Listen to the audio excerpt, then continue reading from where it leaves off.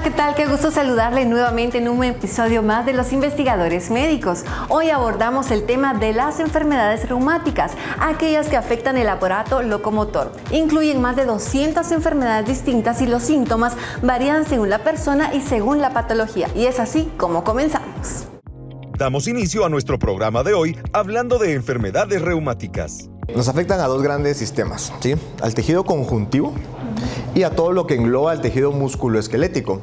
Hablamos con los pacientes de las clínicas del CIM y sus avances. Y en este caso con los síntomas que la paciente presentaba con artritis, los cuales pues salieron positivos, los marcadores estaban sumamente elevados. Además, el uso de Flandol y sus resultados en este tipo de padecimientos. Es un conjugado biomolecular que está específicamente elaborado para combatir inflamación crónica de bajo grado. Comenzamos.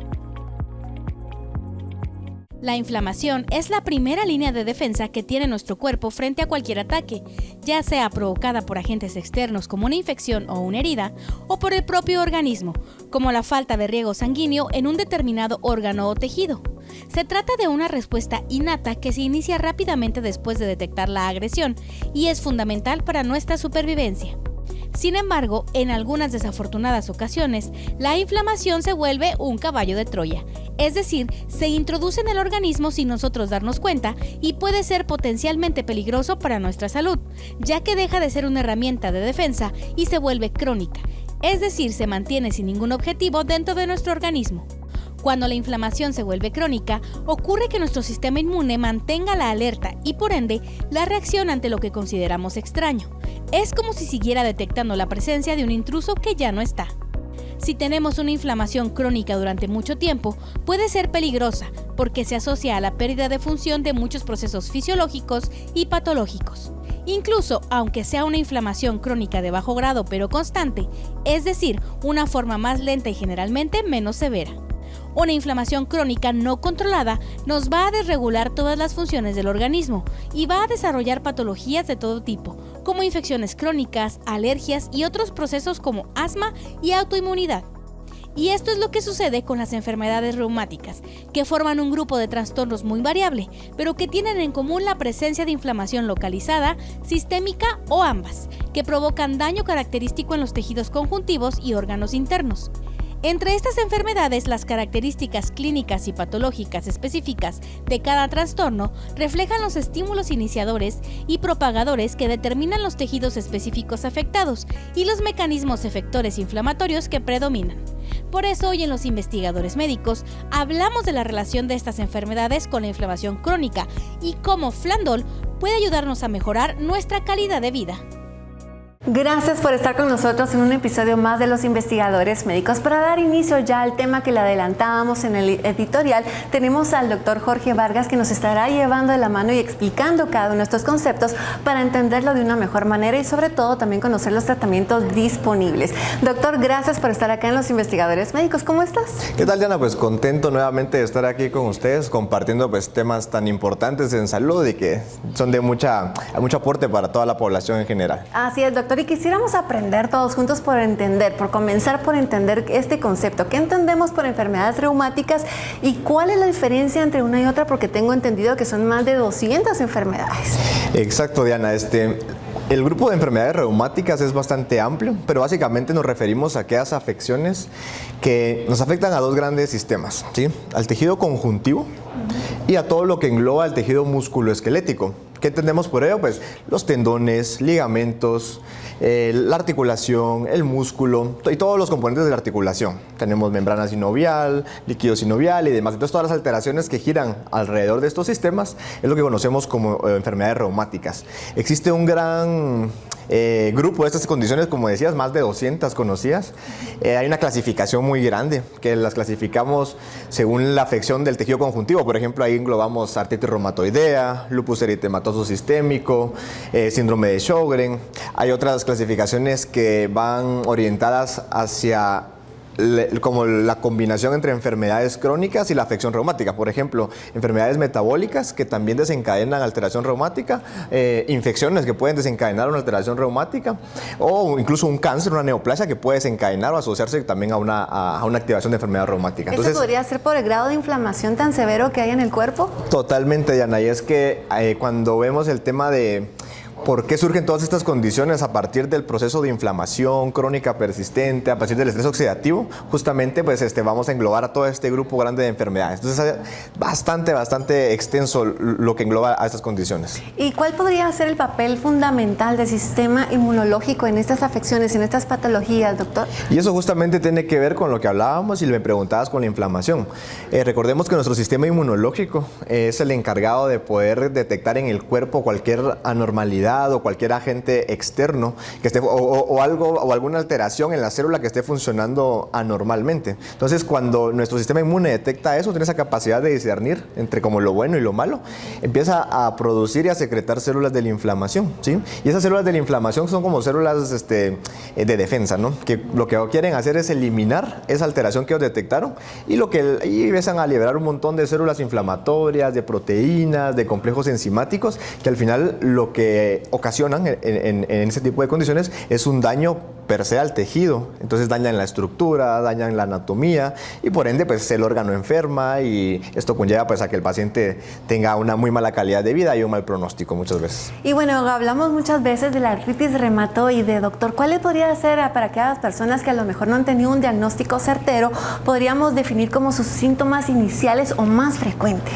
Bueno, cuando hablamos puntualmente de artritis reumatoidea, es importante pues, mencionarles que no se conoce todavía una causa específica de la enfermedad, pero que son enfermedades que están condicionadas por muchos estilos de vida, ¿sí? Temas del tabaquismo, actividad física, el sedentarismo, la obesidad realmente está bien relacionado con artritis reumatoidea.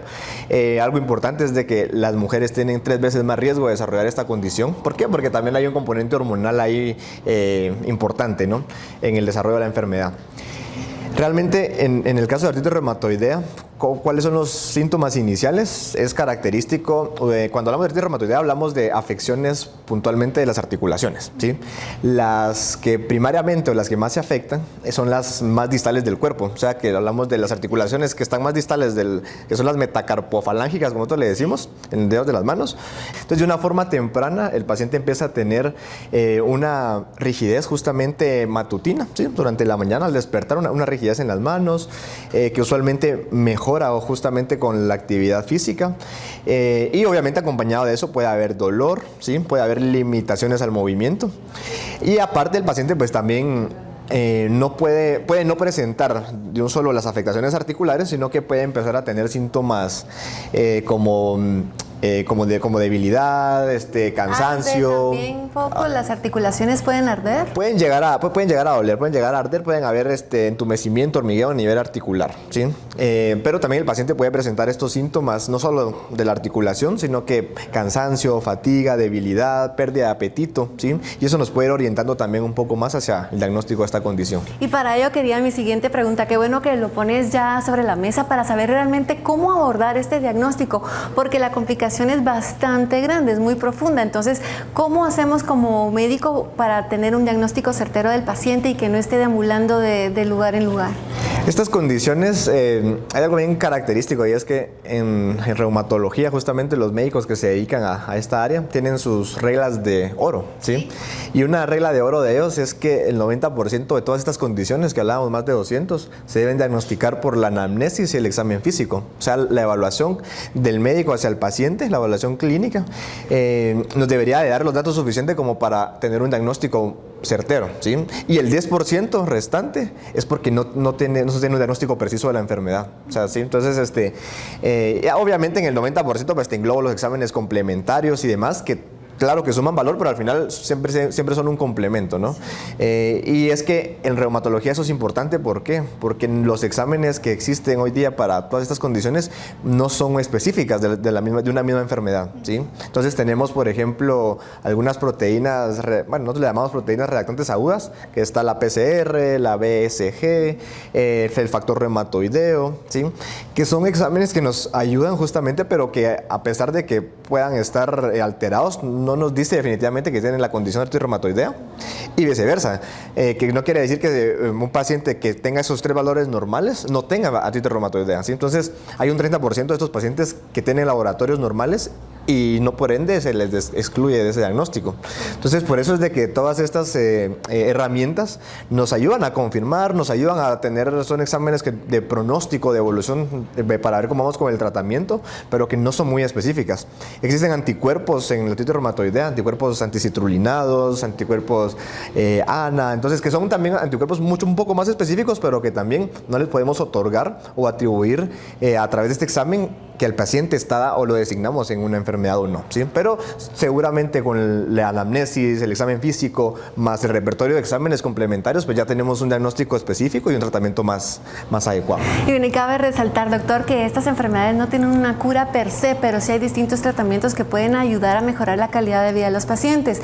Y a lo mejor creo que es muy válido también exponer cómo es la calidad de vida de un paciente con este tipo de enfermedades para poderlo ayudar de alguna manera a llevar a cabo sus actividades diarias y también como entorno poder ayudar y ser un sistema de soporte, ¿no?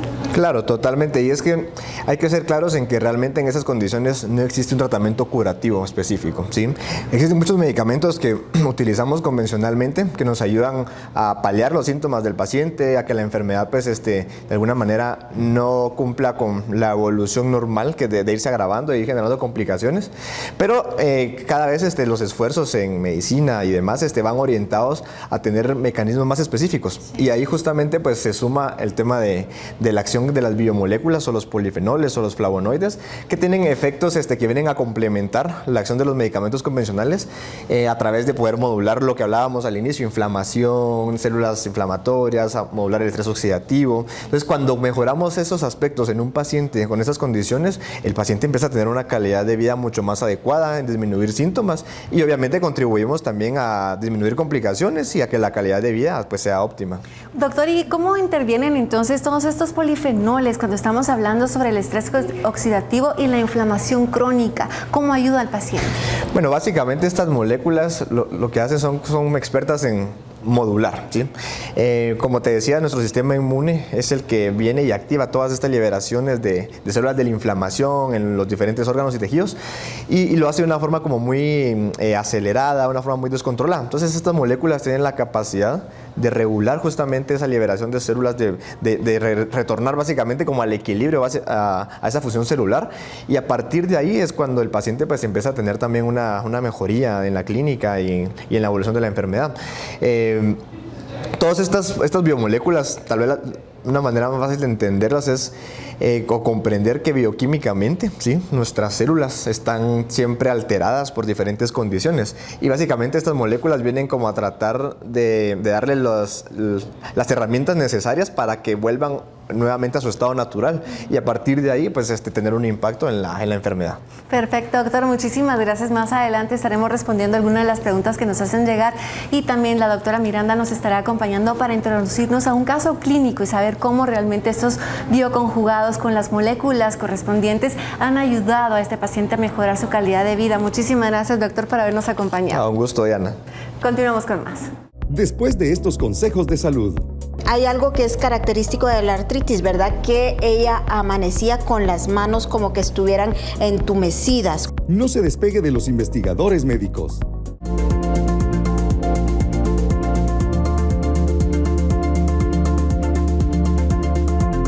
La inflamación crónica de bajo grado se caracteriza por la elevación persistente de los niveles de mediadores proinflamatorios, así como células del sistema inmune, lo cual al principio no presenta alteraciones orgánicas, por lo tanto es muy poco perceptible. Desde hace ya varios años se ha recolectado evidencia que vincula la existencia de este tipo de inflamación con enfermedades metabólicas como la diabetes, la hipertensión arterial, enfermedades autoinmunes como la psoriasis, el lupus eritematoso, pero también en enfermedades crónicas de desgaste como la osteoartritis. Flandol es un conjugado de moléculas entre las cuales contiene apigenina, cartamina, bromelina y un conjugado curcuminoide, cuyo objetivo terapéutico es disminuir la inflamación crónica, controlando el número de mediadores proinflamatorios que participan en este proceso. La recuperación y la correcta señalización es lo que buscamos con Flandol, es decir, necesitamos que las señales de la inflamación sean correctas. Por ejemplo, la inflamación tiene que iniciar, progresar y detenerse. Esto no sucede con estos procesos proinflamatorios, en los cuales estamos constantemente agrediendo a nuestro cuerpo. Entonces acá el proceso inicia, se desarrolla y continúa en un desarrollo crónico. Estos procesos no se detienen. Los conjugados de Flandol, su objetivo es detener oportunamente este proceso inflamatorio, con lo cual no se desarrollará deterioro del tejido o deterioro celular, y por lo tanto las células funcionarán adecuadamente. ¿Qué necesitamos acá? Que las células, la señal celular sea una señal correcta. La inflamación puede aparecer en cualquier parte de nuestro organismo. Lo que más conocemos últimamente, y es porque se ha estudiado más, es la lipoinflamación.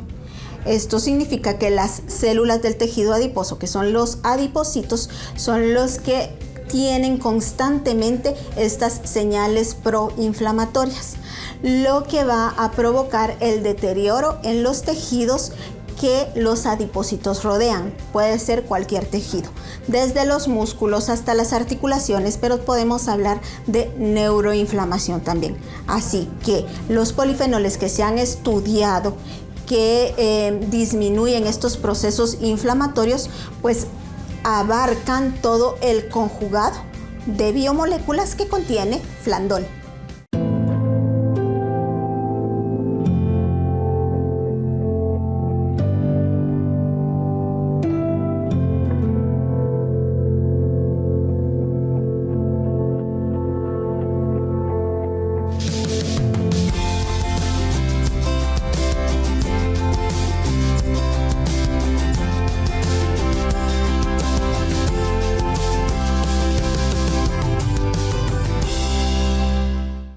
Diego está cansado de tanto estrés y todas las noches se sienta a ver televisión y beber un par de cervezas. Lo que no sabe es el daño que esto le causa. Glucosa en sangre elevada, pie diabético, diálisis y perder lo que más ama en esta vida, su familia. Sin embargo, cualquier momento es oportuno para volver a comenzar. Un balance en el estilo de vida es indispensable. Los buenos hábitos alimenticios y hacer ejercicio son fundamental y no hay mejor manera de disfrutarlos que en familia. Diabenor cuida lo que más amas. Piensa en ellos, piensa en ti y tu salud. Diabenor te cuida.